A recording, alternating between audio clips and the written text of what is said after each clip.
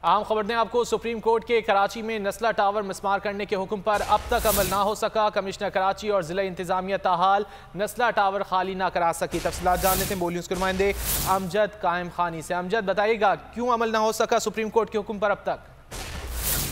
देखिए, बिल्कुल जो अदालत उज़्मा के रिमार्क थे कि कराची की जो सिंध की हुकूमत है वो कनाडा से चलाई जा रही है, लगता है कि वो सुप्रीम कोर्ट के जो रिमार्क थे वो बिल्कुल हकीकत से बरस नहीं थे, बिल्कुल हकीकत पर मबनी वो जो रिमार्क थे वो थे। यूनुस सिस्टम है, यूनुस सिस्टम है कनाडा से हो गया है नस्ला टावर को बचाने के लिए। आगा मसूद अब्बास जो बेताज बादशाह है इस वक्त सेंट्रल बिल्डिंग कंट्रोल अथॉरिटी के, उन्हें ये टास्क दे दिया गया है कि किसी भी तरीके से जो है नस्ला टावर को बचाया जाए। सिंध हुकूमत तब से मस होने के लिए तैयार नहीं है।